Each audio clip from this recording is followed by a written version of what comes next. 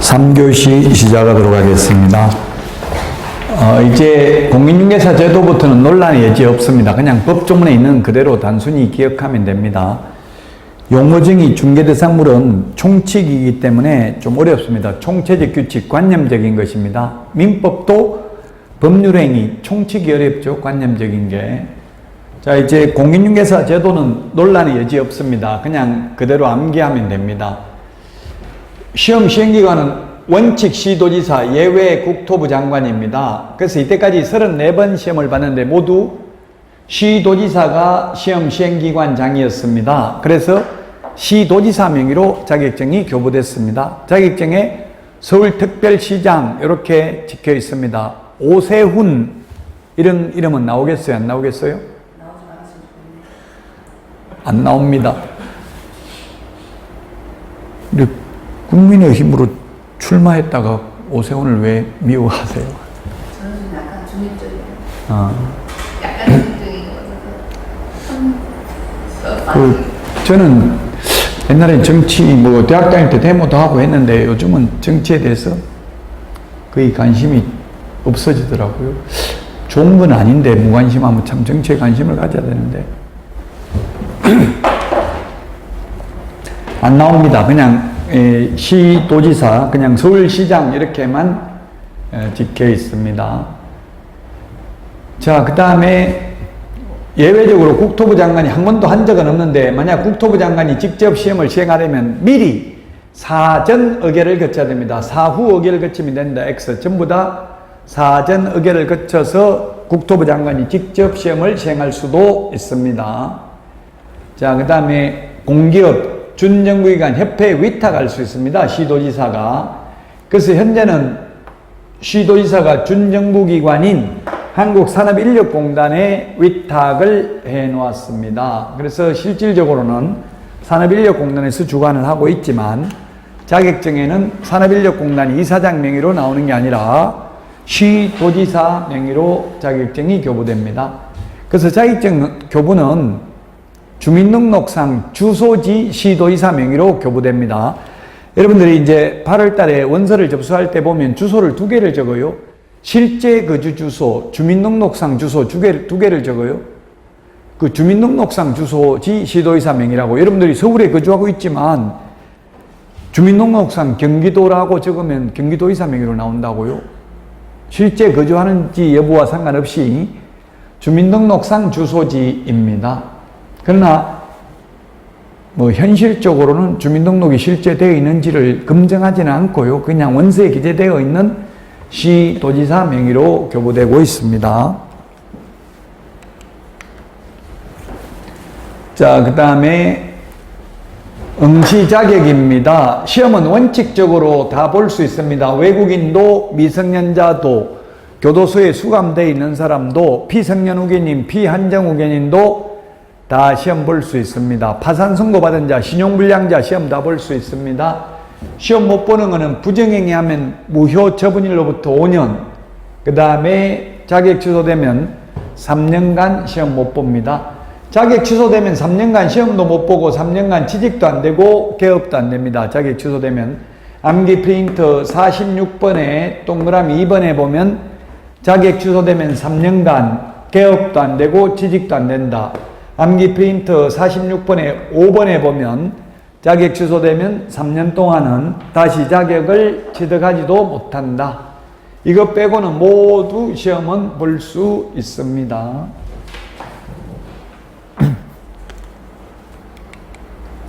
자, 시험 방법입니다.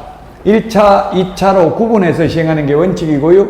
예외적으로 구분은 하되 동시에 시행할 수 있습니다.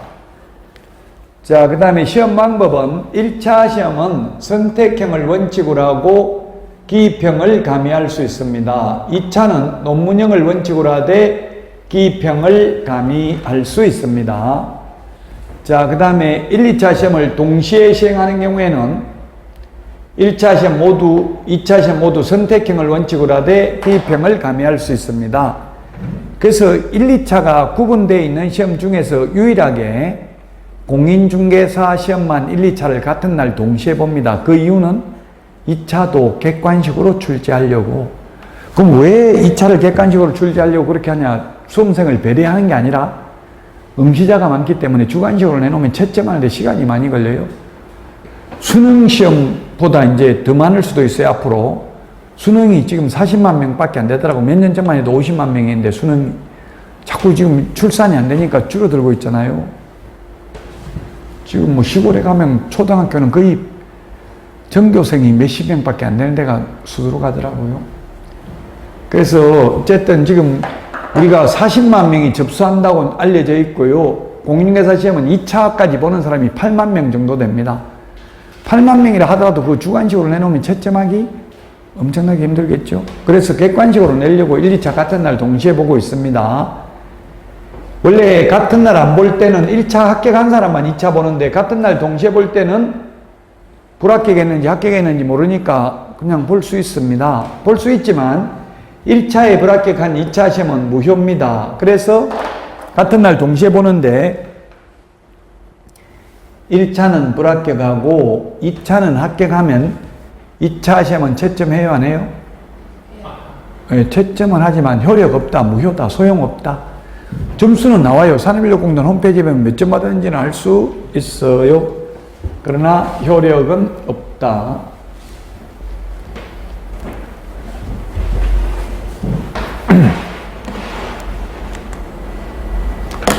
자, 그 다음에 시험 시기는 매년 1회 이상 시험을 실시합니다. 예외적으로 정책심의의 의결을 거친 후 당해년도 시험을 시행하지 아니할 수 있다. 참 법이라는 게 저는 어릴 때는 법은 진리에 부합하는 게 법이라고 생각했는데 이게 통치 이데올로기더라고요. 법이라는 건. 왜냐하면 만약에 국회에서 법을 만드니까 다수당 마음대로 만들잖아요. 반드시 진리에 부합한다고 볼 수만은 없을 수도 있다. 이거 보세요. 이거 보면은 지금 국가에서는 책임지지 않겠다는 이야기예요. 시험을 1년에 10번 보든 10년간 시험을 안 보든 국가 책임은 없다는 이야기예요. 국가에서 책임지는 일은 안 합니다. 뭐 국가에서 책임져야 된다 이런 말 없어요. 헌법에는 이런 말은 있습니다. 농지는 국가의 경우 농지를 경자 유전의 원칙을 견지하도록 노력해야 한다 이렇게 돼 있기는 합니다. 그럼 노력 안 하면 처벌 규정? 없습니다. 헌법 위반에도 국가는 처벌 규정 없습니다. 다만 대통령이 헌법을 위반하면 탄핵할 수 있습니다. 형사처벌 규정은 없어요. 그러니까 이 결론은 이거 국가는 책임지지 않겠다는 이야기. 시험을 1년에 10번 보든 10년 동안 안 보든, 그리고 국가에서 돈 나가는 것은 다 예산의 범위 안에서 지급할 수 있다 이렇게 돼 있지 지급하여야 한다는 말은 없어요. 돈 없으면 안 줄 수도 있다. 자, 1차 시험 합격한 자는 다음 회의 시험에 하나여 1차 시험을 면제한다. 34회 때 1차 합격하신 분들은 34회 때만 면제됩니다. 그래서 만약에 아파가지고 수술한다고 올해는 도저히 시험 못 보니까 내년에 한 번 더 보겠다 안 됩니다. 무조건 다음 회입니다. 다음 회. 다음 해가 아니라 다음 회입니다. 회. 다음 해 하면 X. 왜? 시험은 매년 1회 이상 실시하고 당연히도 시험을 실시하지 않냐 할 수 있으니까 1년에 10번 볼 수도 있고 10년 동안 안 볼 수도 있으니까 다음 해라고 하면 X. 다음 회의 시험에 한하여 1차 시험을 면제합니다. 자, 그 다음에 정책심의위원회입니다. 최근 기출문제를 보면 정책심의위원회가 가장 많이 나왔습니다. 국토부에 둘 수 있다. 정식 명칭은 공인중개사 정책심의위원회인데 줄여서 그냥 심의위원회라고 할 수도 있습니다. 아니면 정책심의위원회 이렇게 줄일 수 있습니다. 두어야 한다가 아니라 둘 수 있다. 둔다가 아니라 안 둘 수도 있다. 나머지 공제운영위원회 협회에 둔다. 주택임대차위원회 법무부에 둔다. 상가임대차위원회 법무부에 둔다. 주택상가분쟁조정위원회는 대한법률구조공단 지부, 한국부동산원, LH, 한국토지주택공사에 둔다. 시도에는 둘 수 있다. 분쟁조정위원회. 위원장 1명 포함하여 7명 이상 11명 이하고요. 위원장은 국토부 장관이 아니라 제1차관이고요. 위원은 위원장이 임명 위촉하는 게 아니라 국토교통부 장관이 임명 위촉한다. 모든 위원의 임기 2년 X, 공무원은 인사발령 나면 계속 근무도 할 수 있습니다. 공무원을 제외한 위원의 임기는 2년이다. 근데 공무원들 보통 2년에 한 번씩 바뀌더라고, 부서가. 제가 연수교육을 지금 뭐 경기도 각 시 군구별로 다니면서 연수교육을 하는데 보면 2년마다 하잖아요, 연수교육. 2년 전에 담당했던 사람 싹 다 바뀌고 다 새로운 사람들이에요. 보통 공무원도 2년에 한 번씩은, 왜 그렇게 했어요? 공무원도 자꾸 인사이동을 하는 건 한 군데 오래 있으면 비리가 생길 가능성이 많죠. 돈 받고 이렇게 할 가능성이 많아요. 매너지즘에 또 빠지고 너무 일이 익숙해지면, 익숙해질만 하면 옮긴다고요. 군인들도 장교들은 계속 인사이동 되죠. 부사관들은 한 군데 계속 뭐 근무하지만,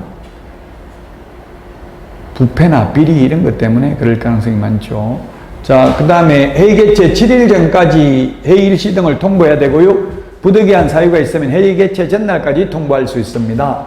그냥 줄여서 위원이라고 했습니다. 공인중개사 정책심의위원회 위원입니다. 정식 명칭은. 정책심의위원회 위원, 제척 기피, 회피가 있는데, 제척 사유는 안건 당사자와 정책심의위원회 위원이 이해관계에 있으면 그 회의에서 빠져야 되는 사유를 제척 사유라고 합니다. 회의에서 빠져야 된다. 회의에 참석하면 안 되는 사유, 제척 사유입니다. 결격 사유죠, 어떻게 보면. 그래서 안건 당사자와 이해관계에 있으면 그 회의에서 빠져야 된다. 빼줘야 되는데 안 빼주면 스스로 회피해야 된다. 전 배우자가 안건 당사자로 와 있기 때문에 나는 안면 바쳐서 회의에 참석하지 않겠다. 스스로 회피해야 되고요. 회피 안 하면 해촉할 수 있습니다. 그 다음에 안건 당사자가 정책심의위원회 위원을 바꿔달라고 기피 신청을 할 수 있습니다. 기피 신청을 하면 그 기피 신청을 받아들일 건지 여부는 정책심의위원회 의결로서 결정하는데, 기피 신청의 대상인 위원은 그 의결에 참여하지는 못합니다. 자, 위원회가 6개가 있는데, 분쟁조정위원회는 주택상가가 똑같습니다. 사실상. 다른 점은 오직 상가는 권리금 분쟁을 조정할 수 있다, 이 말만 하나 더 있을 뿐입니다. 그래서 위원 숫자입니다. 공인중개사 정책심의위원회 위원은 7명 이상 11명 이하, 공제운영위원회 위원은 19명 이하, 그 다음에 주택임대차위원은 9명 이상 15명 이하, 상가임대차위원은 10명 이상 15명 이하, 분쟁조정위원회는 5명 이상 30명 이하입니다. 다 위원장 1명 포함입니다.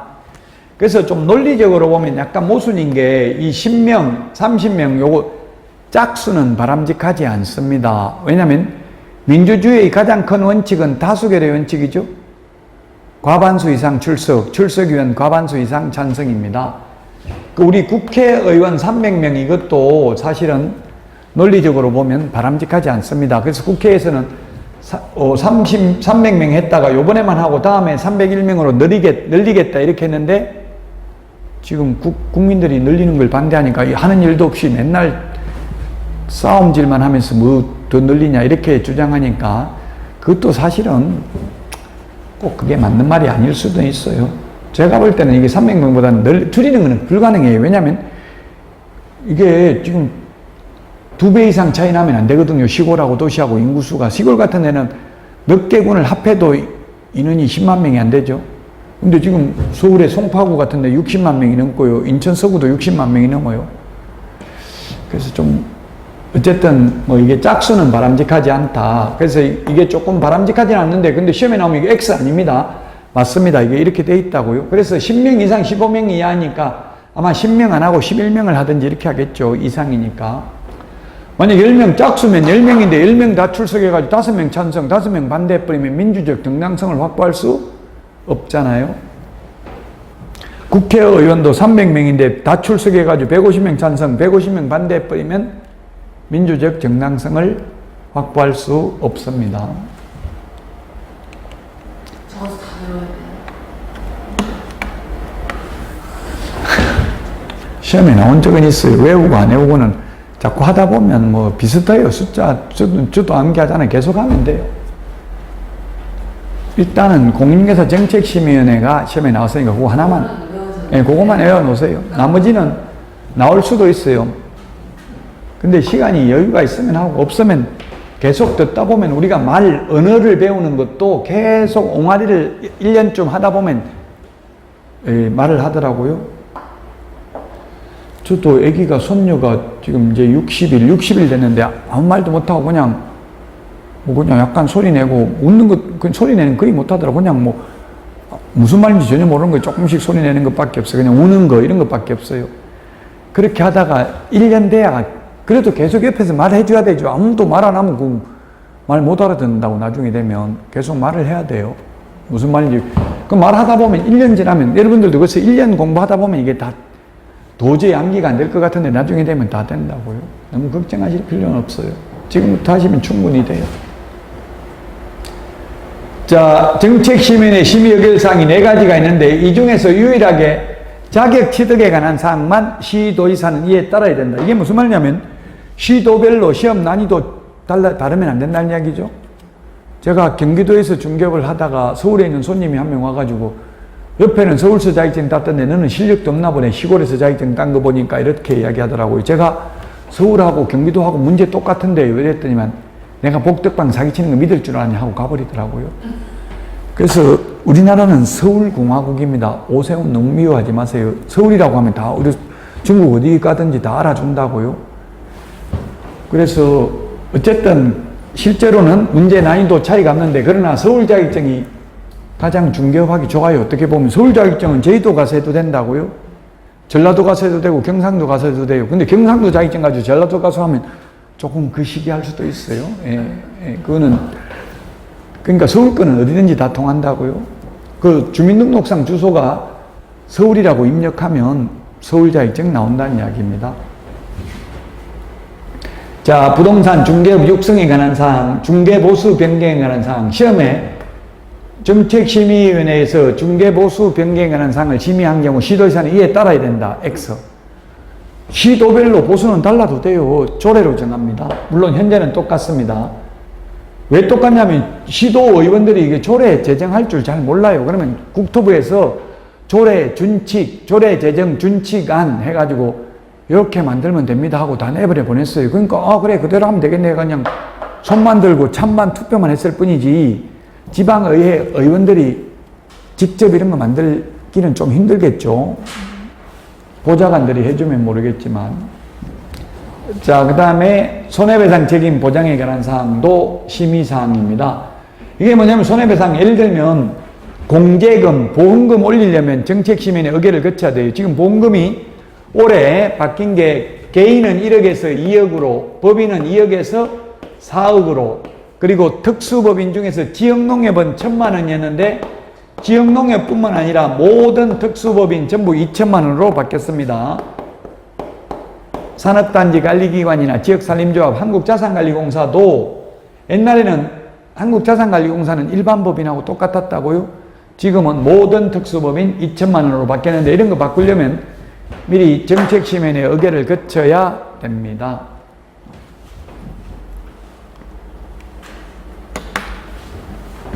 자, 그 다음에 출제위원입니다. 출제위원은 시험 시행기관의 장이 관련 분야의 학식과 경험이 풍부한 자 중에서 임명 위촉합니다. 뭐 대학 조교수 이상이어야 한다 이런 말은 없다고요. 요즘은 대학 교수도 반드시 뭐 박사학위 있어야 된다 이런 규정은 거의 대부분 없어요. 근데 세부 용어이 들어가면 거의 있기는 한데 뭐 예를 들면 제빵제학과 이런 거 빵 만드는 학과 이런 거는 빵만 잘 만들면 되죠. 실무 능력이 더 중요하다고요. 요즘은 뭐 예를 들면 관광학과 이런 데는 호텔에서 실제 뭐 이런 거 얼마나 근무했냐 이런 게 더 중요하더라고요. 결론은 뭐 대학 조교수 이상이어야 된다 이렇게 부교수 이상이어야 된다 이렇게 나오면 X라는 이야기입니다.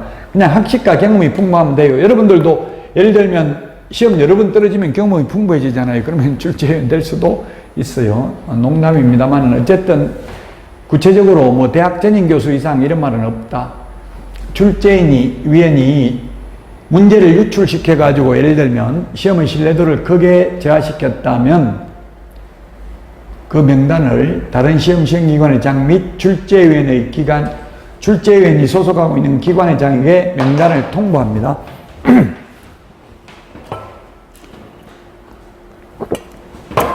부정행위 한 출제위원 명단을 통보한다고요. 그 명단이 통보된 출제위원은 통보한 달로부터 5년간 다시는 출제위원으로 위촉할 수 없습니다.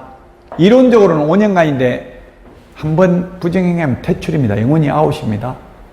지금 산업인력공단에 가면 출제위원 모집하고 있어요. 상시풀, 인력풀을 운영하고 있어요. 그래서 만약 이 신청 한 문제 인정되면 1년, 이 두 문제 인정되면 2년간 출제위원으로 못 들어갑니다.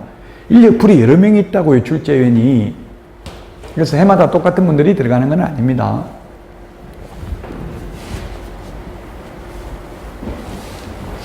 이게 출제하는 거 하는 교수님한테 제가 궁금해서 얼마 받는데요? 물어보니까 보통 한 2주 정도, 12일, 14일, 2주 정도 합숙하는데 하루에 한 30만 원 정도 해서 한 500만 원 정도 받는데요, 출제위원들. 근데 우리 공인교사 출제위원은 한 50명 정도밖에 안 되는데 수능 출제위원은 600명이에요, 600명. 수능 같은 거는 지금 두세 때 만든다더라고. 천재지변이 일어나면 수능은 안 보면 큰일 나잖아요. 문제가 유출됐으면 그거 폐기하고 다른 거 한 세트 남은 거 그거 가지고 본다고요. 근데 우리 공인교사는 두 세트 안 맞는데 그냥 하나만 만들어가지고 시험 못 보면 뭐 연계가 좀 이따 봐도 되잖아요. 수능은 대학 안 가면 안 되잖아. 큰일 나잖아. 우리나라 이 교육이 엄청 중요한데 그 출제위원이 한 명 들어가는 게 아니고요. 민법 같은 거 8명, 학개론 같은 거 5명, 숫자는 좀 변동이 있을 수 있대요. 그 학개론 출제하는 교수님 보니까 5명 들어가가지고 10명씩 문제 출제하는 거예요. 한 사람당. 그리고 각 파트별로 출제를 해요. 뭐 경제 파트, 뭐 투자론, 뭐 또는 감정평가론 이런 거 파트별로 해가지고 10문제씩 자기가 전공한 파트 10문제씩 내가지고 그러면 50문제잖아요. 4명이, 5명이 들어가면. 그래서 상호 크로스 체크해가지고 상대방이 낸 거 2문제 제거한다고요. 논란의 여지가 있는 거. 그래가지고 40문제 만든다더라고요. 그리고 또 수험생들 작년에 학교 가신 분들이 모의 테스트 하러 들어가요. 1주 정도 합숙하는데 한 130만 원 정도, 150만 원 이 정도 받는다더라고요. 돈. 여러분들도 뭐 특별히 직업 없으면 그 신청하면 돼요. 산업인력공단 신청을 하더라고요. 그러면 연령대별로, 지역별로 골고루 그 추출을 해가지고 그분들이 모의 테스트를 해가지고 우리 학원에서 이렇게 안 배웠는데요 하면 그런 문제는 빼버린대요. 특히 학개론 같은 거. 학개론은 법조문에 없잖아요. 근데 뭐 공법이나 공인교사법은 그렇게 안 배웠는데요 해도 법조문에 있으면 출제할 수 있는 거죠. 학개론은 법조문에 없으니까 논란의 대상이 되는 건 사전에 차단한다고요. 부정행위를 한 수험생이나 출제위원 모두 5년간 자격 박탈된다. 오늘 문제에 있는데 시험의 계략적 사항은 전년도 12월 말까지가 아니라 매년 2월 말까지 일간신문, 관보, 방송 중 하나 이상에 공고하고 인터넷 홈페이지에도 공고해야 됩니다.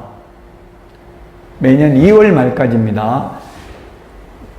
계략적 사항은 2월 말까지고요. 확정 공고는 시험 보기 90일 전까지 공고해야 합니다.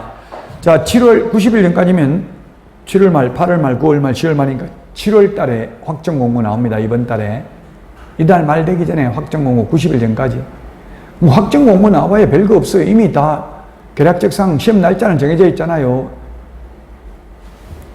이제 확정 공고 나오면 시험 장소 뭐 어디다 이런 거 아마 나올 거예요. 시험 학교 어디다 구해놨다 이런 거. 그래 학교는 구해놓고 만약에 거기에 접수하는 인원이 적으면 취소할 수도 있고요. 너무 많으면 또 추가로 옆에 하나 더 만들 수도 있어요. 그 원서 접수 첫날 바로 접수하는 게 좋습니다. 8월 달에 접수를 하는데요. 왜냐하면 학교가 여러 개가 있으면 그 학교 다 차버리면 접수 더 이상 불가능해요. 그러면 집에 가까운 데 접수하는 게 낫겠죠. 근데 이 9시부터 하는데 거의 뭐 서버 다운되더라고. 9시에 제가 접속해보니까 접속이 안 돼요. 안 되다가 조금 지나니까 접수 완료됐다 이렇게 떠버려요. 그러다가 또 하루 있다 들어가 보면 또 빈자리가 생겼어요. 다른 사람은 이동해버렸다고. 일단 없으니까 아무데나 접수해놨다가 또 자기 집 가까운 데로 옮겨가지고 또 빈자리가 생겨요. 그러면 역시 또 수정하면 됩니다. 그러니까 일단 접수는 빨리 하는 게 좋습니다. 근데 제가 접수했다고 했는데 저는 접수 사실 못해요. 자격증 있는 사람은 로그인 자체가 안 돼요. 기한은 이미 자격증을 취득하였으므로 응시할 수 없습니다. 이렇게 뜨더라고요, 화면에. 그 이제 다른 사람 대신 접수해보면 안 된다는 이야기입니다. 잘 안 된다는 이야기입니다. 9시 딱 되자마자. 자, 원서 접수했다가 시험 보러 안 가면 돌려줍니다. 환불 받습니다. 이렇게 환불 받으면 빈자리 접수라고 해서 추가 접수를 받죠. 가온합한 경우 잘못해서 많이 내면 가온합한 금액 다 돌려줍니다. 시험 시행기간에 기책사유로 시험 못 보면 다 돌려줍니다. 아직 시험 시행기간에 기책사유로 시험 못 본 적은 없습니다. 그 2021년도인가 코로나 때문에 코로나 걸린 사람 시험 못 보게 했어요. 아마 그거는 아마 돌려줬겠죠. 제가 돌려받았는지는 확인을 못 해봤습니다만은 그거는 코로나 걸린 사람 자기 잘못이라고 해야 되나요? 하여튼 어쨌든 시험 못 본 적이 있어요. 근데 헌법소원 냈다고 그거 사법고 변호사 시험에서. 그래서 이제 코로나 걸려도 시험 보게 해줬습니다. 한 해만 못 봤고요. 2022년도 봤고요. 올해도 당연히 코로나 걸려도 시험 볼 수 있습니다. 지금 코로나 걸리는 사람은 엄청나게 똑같아요. 옛날이랑 똑같이 많더라고요. 자, 원서 접수 마감일 다음 날부터 7일 내에 접수하면 60% 돌려주고 7일이 경과한 날부터 시험 보기 10일 전까지 취소하면 50% 돌려줍니다.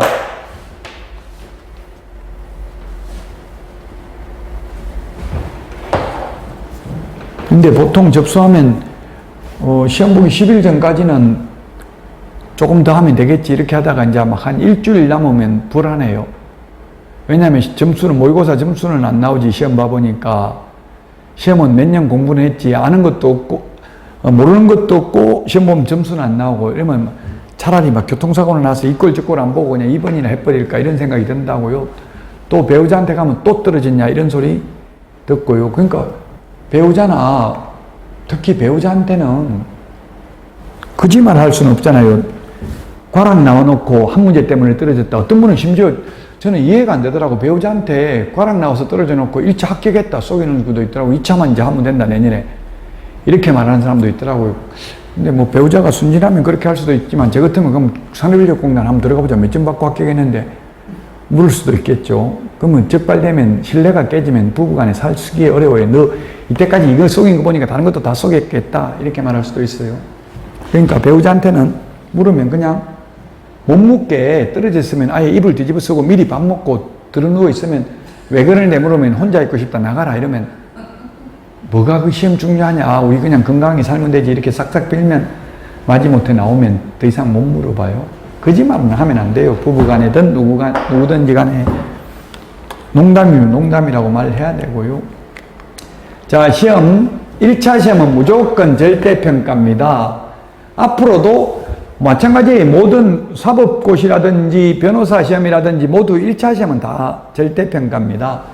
2차도 공인중개사 시험은 올해는 절대평가입니다. 1, 2차 모두. 원칙으로 보니까 그 상대평가를 예외적으로 보려면 미리 내년부터 당장 아니고 몇 년 최소한 제가 국토부에 물어보니까 5년 전에 미리 예고한다 했어요. 상대평가 하려면. 내년에부터 상대평가한다 당장 이렇게도 안 나온다고요. 내년도 절대평가입니다. 몇 년 전에는 알려줘야 돼요. 주택관리사 같은 것도 5년 전에 최소 3년 전에는 알려줬어요. 주택관리사도 상대평가 하거든요. 지금 2차는. 그 예외적으로 상대평가할 수 있다. 상대평가하면 60점 넘어도 떨어질 수 있는 거죠. 그리고 최소 선발위는 올해는 최소 10,000명 선발하겠다. 올해는 최소 30%는 뽑겠다. 이렇게 정할 수 있다고요. 근데 한 번도 아직까지 최소 선발위는 최소 선발 비율을 공고한 적은 없고요. 상대평가는 9회 때, 5회 때부터 9회 때까지 상대평가 했습니다. 5회 때부터 9회 때가 아니라 2회 때부터 9회 때까지 상대평가 했습니다. 5회 때부터 9회 때까지는 2년에 한 번씩 시험 봤고요. 그래서 8회 때는 1,000명밖에 안 뽑혔습니다. 그래가지고 이제 최소 너무 형평성에 어긋나니까 최소 선발 인원이나 최소 선발 비율을 공고할 수 있도록 했습니다.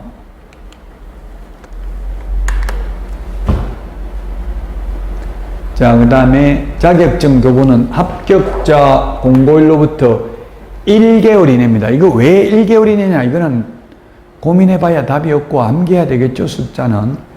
극단적으로 예를 들면 30일 이내 하면 X입니다. 물론 시험에 그렇게 나온 적은 없고요. 시험에는 2개월 이내 이렇게 X로 출제됐습니다.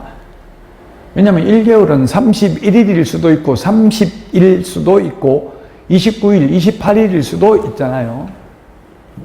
자격증 교부대장이나 등록증 교부대장은 전자적 처리가 불가능한 특별한 사유가 있는 경우를 제외하고는 전자적 처리가 가능한 방법으로 작성 관리되어야 합니다. 그래서 우리 암기 프린터 51번에 1번, 2번, 3번에 보면 자격증 미제출입니다.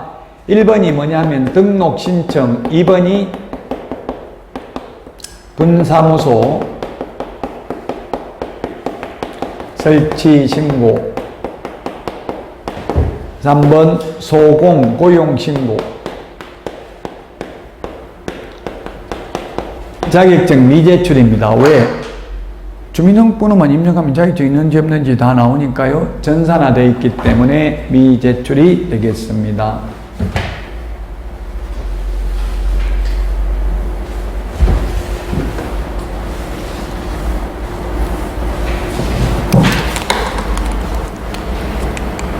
자, 그 다음에 자격증 재교부는 뿌린 자가 거두리라. 재교부는 교부한 시도지사가 재교부합니다. 재교부할 때는 지자체 조례가 정하는 수수료입니다. 그래서 만약 여러분이 서울시장한테 자격증을 받았다가 인천광역시 금단신도시에서 중개업을 하다가 자격증 분실하면 인천광역시장이 아니라 서울시장한테 재교부 신청해야 되죠. 뿌린 자가 거두리라. 원래 교부했던 사람한테 재교부 신청해야 됩니다. 그런데 처음에 자격증을 교부할 때는 수수료 안 냅니다.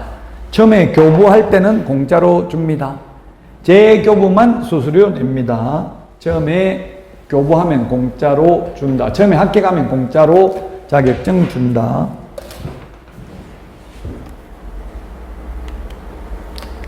자, 그 다음에 자격증 양도 대여 금지입니다.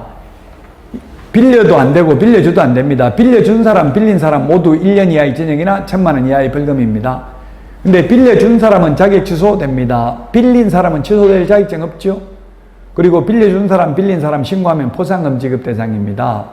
그런데 이번에 신설된 게 여기는 안 적어놨는데 양도 대여하는 걸 알선한 자도 1년 이하의 징역이나 1,000만 원 이하의 벌금으로 신설됐습니다. 소개한 사람도 1년 이하의 징역이나 1,000만 원 이하의 벌금이다.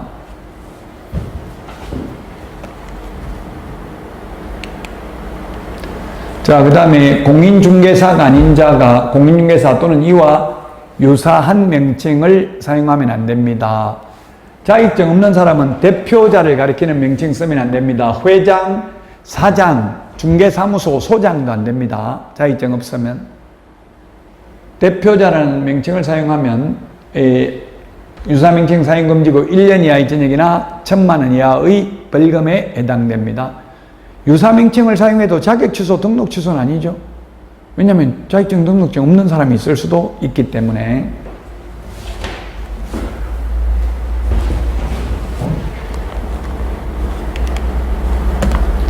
자, 12페이지 문제입니다. 12페이지 문제풀이 책 12페이지 보세요. 12페이지 1번 문제입니다. 정책시민의 심의의결사항 해당되는 것은 자격 취득에 관한 사항, 중개업 육성에 관한 사항, 중개보수 변경, 손해배상 책임 보장에 관한 사항 모두 다 해당되네요. 다만 이 중에서 자격 취득에 관한 사항의 경우 시도의사는 이에 따라야 된다. 5번 맞습니까? 다?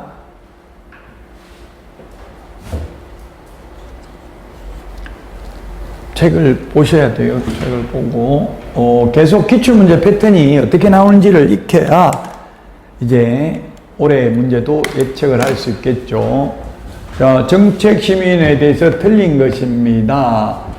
위원장은 국토부 제1차관이고요. 위원은 7명 이상 11명 이하고요. 그 다음에 중개보수 변경에 관한 사항은 시도의사는 이에 따라야 된다. 중개보수는 따라야 될 필요 없고 자격 취득에 관한 사항만 따라야 된다 했죠. 그래서 3번이 정답이고요. 심의위원회 위원이 해당 안건에 대하여 연구, 용역 또는 감정을 한 경우 심의 의결에서 제척된다, 배제된다, 빠져야 된다. 제척된다 맞습니다. 그 다음에 위원장이 부득이한 사유로 직무를 수행할 수 없을 때에는 부위원장이 직무를 대행하는 게 아니라 위원장이 미리 지명한 위원이 직무를 대행합니다. 공인중개사 정책심의위원회는 부위원장이 있습니다. 공인중개사 정책심의위원회가 아니라 공제운영위원회의 경우는 부위원장이 직무를 대행합니다. 그러나 정책심의위원회는 부위원장 없습니다. 그래서 위원장이 미리 지명한 위원이 직무를 대행합니다. 자, 13페이지 4번 문제입니다. 자격시험에 대해서 옳은 것은 했는데 정책심의위원회에서 자격취득에 관한 사항을 심의 의결한 경우 시도의사는 따라야 된다. 자격취득에 대해서는 따라야 됩니다. 원칙 시도의사가 시험을 실시하는데 국토부 장관이 직접 시험을 시행하려면 사전에 미리 정책심의위원회 의결을 거쳐야 됩니다. 시험 시행기관장은 시험을 시행하기 어려운 부득이한 사정이 있는 경우에는 정책심의위원회 의결을 거쳐서 당해년도 시험을 시행하지 아니할 수 있습니다. 리얼 국토교통부 장관은 합격자에게 자격증을 교부해야 된다. 국토부 장관이 교부하는 게 아니라 누가 교부한다 했어요? 서울특별시장, 시도지사입니다. 시도지사라고 하면 서울특별시장, 광역시장, 도지사, 특별자치도지사를 말하죠. 특별자치도가 지금 강원도가 특별자치도 됐어요. 제주도, 강원도 두 개입니다. 세종특별자치시가 있고요. 특별자치단체가 3개입니다. 3개. 그래서 강원도는 왜 특별자치도 해줬겠어요? 내년 선거 있어서 그건 잘 모르겠지만 아마 강원도가 좀 낙후돼 있고 발전이 안 돼 있고 이런 부분이 아닌가 생각이 돼요. 자, 그래서 옳은 것 2번이네요. 기역, 디귿 2번이 답이 되겠습니다.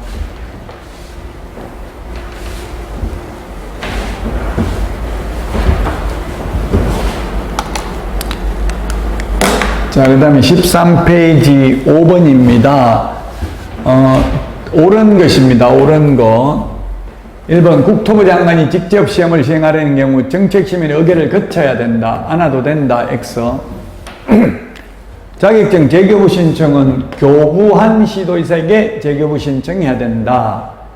그 다음에 자격증은 국토부 장관이 아니라 시도지사가 교부한다. 그 다음에 시험 시행기관장은 부정행위를 한 응시자에 대해서는 그 시험을 무효로 하고 그 처분이 있은 날부터 5년간 응시 자격을 정지한다. 5년 맞습니다. 부정행위한 수험생, 부정행위한 출제위원 모두 5년간 자격이 박탈된다. 5번 시험 시행기관장은 시험을 시행하려는 때에는 시험 예정 일시, 시험 방법 등 시험에 관한 계략적 사항을 전년도 12월 31일까지가 아니라 매년 2월 말까지 일간신문, 관보, 방송 중 하나 이상의 공고하고 인터넷 홈페이지 등에도 이를 공고해야 됩니다. 4번이 옳은 정답이 되겠습니다.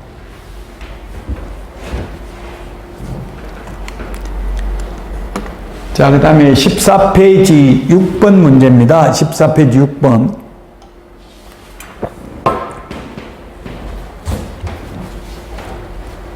옳은 것은 대여, 양도 대여는 일시적으로 하는 것도 안 되고요. 무상으로, 공짜로 하는 것도 안 되고요. 등록관청 허가받아 하는 것도 안 됩니다. 허가라는 말 없지만 어쨌든 어떠한 경우에도 양도 대여하면 안 되고 양도 대여를 알선하는 자도 이제 1년 이하의 징역이나 1,000만 원 이하의 벌금에 차는 것으로 신설됐다. 그러면 현실적으로 나무 자격증 걸고 하는 사람이 있다는 이야기예요? 없다는 이야기예요? 있으니까 뭐 이렇게 자꾸 추가하겠죠. 통상적으로 한 50만 원 정도 주더라고요. 자격증 빌리면 한 달에. 1년급 목돈으로 주면 한 500만 원 정도 주고 있더라고요. 자, 그 다음에 2번. 무자격자인 어리 공인중개사인 간명의 사무소에서 동업 형식으로 중개 업무를 하는 경우 어른 형사처벌의 대상이 된다. 예, 중개 업무를 하니까 형사처벌입니다. 무등록 중개업자입니다. 중개 업무를 안 했다면 돈만 투자하고 이익을 분배받는 것 자체는 금쟁이 아닙니다. 해도 됩니다. 근데 무자격자가 중개 업무를 하면 안 되잖아요. 보조원도 중개 업무를 하면 안 되죠. 보조만 할 수 있는데. 공인중개사 자격증을 대여받은 자가 임대차 중개 의뢰한 자와 직접 거래 당사자로서 임대차 계약을 체결하는 것은 중개행위 아니다. 이거는 사고 나더라도 보험금 지급 대상이 아니라고 중개행위가 아니기 때문에 사기당한 거는 거래 당사자 간에 알선하는 게 중개행위지 직접 거래 당사자로 참여하는 것은 중개행위가 아니다. 자, 그 다음에 무자격자가 공인중개사의 업무를 수행하는지 여부는 실질적으로 무자격자가 공인중개사의 명의를 이용하여 업무를 수행하는지 여부에 상관없이 외관상 공인중개사가 직접 업무를 수행하는 형식을 취하는지 여부에 따라 외관상이 중요한 게 아니라 실질적인 게 중요합니다. 양도대여도 마찬가지입니다. 만약에 제가 개업을 했다가 해놓고 지금 강의하고 있는데 손님이 오면 제가 못 가고 누구 실장이나 계약서 쓸 수밖에 없잖아요. 그 실장이 계약서 쓰고 계약서 거래 당사자 한 무씩 주고 거래 당사자의 그 주문은 제 도장 나눠고 왔으니까 도장 찍어가지고 주고 그 사무소 보관용은 비워놨다가 제가 강의 없을 때 가가지고 제 자필로 이름 적고 제 도장 제가 직접 찍었다면 형식은 직접 제가 한 것처럼 갖춰놨죠. 그러나 실질적으로 직접 못 갔잖아요. 그럼 양도대여라는 이야기예요. 마찬가지로 이것도 마찬가지 무자격자가 중개업을 했는지 안 했는지 중개업무를 했는지 안 했는지는 형식적인 게 중요한 게 아니라 실질적인 게 중요한 거라고요. 무자격자가 자신의 명함에 부동산 뉴스 그 직함을 대표라고 기재하면 유사명칭 사용한 것이라고 볼 수 없다가 아니라 대표자를 가리키는 사장, 회장, 소장 이런 말 들어가면 유사명칭 사용에 해당된다.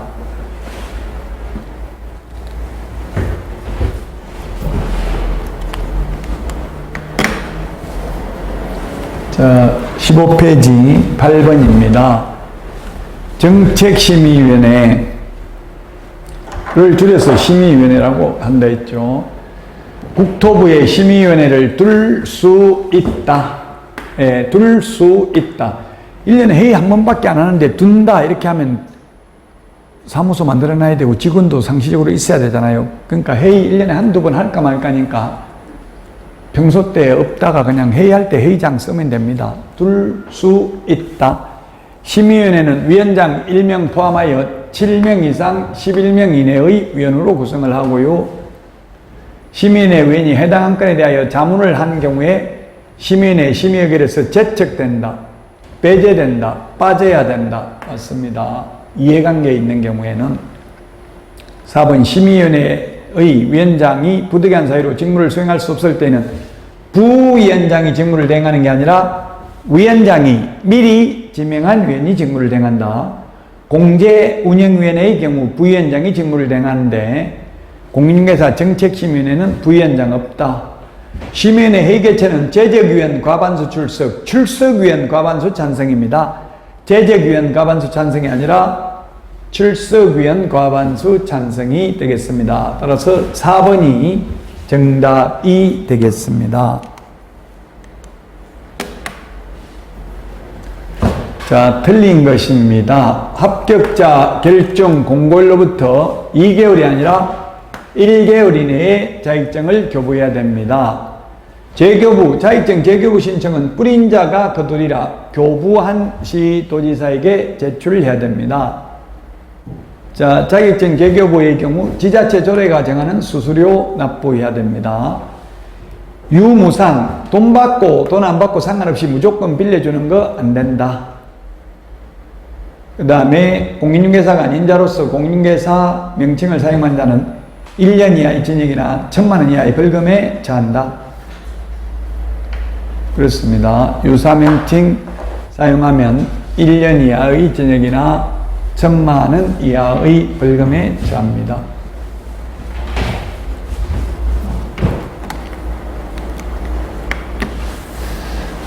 자, 오늘 했던 내용 정리하도록 하겠습니다. 시험에는 3문제 정도 나오는데요. 목적, 공인중개사의 업무 등에 관한 사항을 정하여 그 전문성을 제고하고 부동산 중개업을 건전하게 육성하여 국민 경제에 이바지하는 것을 목적으로 한다. 암기 프린터 1번에 있고요. 용어의 정의는 이 법에서만 쓰고 있는 용어입니다. 국어사전적 의미가 아니고요. 국어사전의 중개란 아무 물건이나 소개해도 중개지만 우리 공인중개사법에서는 반드시 중개대상물을 소개해야 되고요. 매매, 교환, 임대차뿐만 아니라 그 밖의 권리도 포함된다. 중개대상물은 개업 공인중개사만이 중개를 업으로 할 수 있는 대상물이 중개대상물입니다. 토지, 건축물, 임목, 공장재단, 광업재단이 있습니다. 공인중개사 제도에서는 정책심의위원회가 많이 나왔고요. 그리고 숫자가 많이 있습니다. 공인중개사 정책심의위원회. 부정행위 한 수험생 출제위원 5년간 자격 박탈된다. 자격 취소되면 3년간 시험 볼 수 없다. 자격 취소되면 3년간 취직도 안 되고 개업도 안 된다.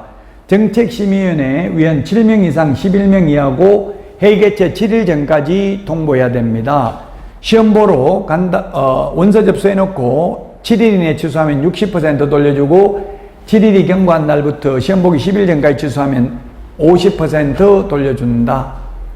자격증 교부는 합격자 결정 공고일로부터 1월 이내에 자격증 교부한다. 숫자들을 좀 기억해야 되겠고요. 자, 그러면 이제 다음 주부터 오늘 한 게 3문제 정도밖에 안 나오고 평균. 다음 주부터는 이제 8문제 이상 출제됩니다. 자, 다음 주에 해야 될 게 등록 절차, 그 다음에 개업 절차죠. 등록 절차가. 그 다음에 결격 사유, 취직 안 되고 개업 안 되는 결격 사유 시험에 반드시 나오고요. 사무소, 1등록 1사무소, 분사무소, 공동사무소 이런 걸 하고요. 법인의 겸업 제한, 법인만 겸업을 제한한다. 고용인, 숫자 제한이 있습니다. 고용인 숫자, 개공, 소공을 합한 숫자의 5배수를 초과해서 고용할 수 없다. 초과해서 고용하면 1년 이하의 징역이나 1,000만 원 이하의 벌금이고 반드시 등록을 취소해야 된다. 또 고용인은 본인이 고용인이라는 사실을 보조하기 전에 미리 고지 알려야 된다. 알리지 않으면 500만 원 이하의 과태료고요. 그 다음에 인장 등록, 개인은 7mm 이상 30mm 이내의 실명 도장이고요. 법인은 법인 인감 도장이어야 합니다. 휴업, 폐업, 재개, 변경 신고 모두 미리 사전 신고를 해야 됩니다. 자, 여기까지 하고 쉬었다가 오늘 내드린 1일 모의고사 10문제 풀어보도록 하겠습니다.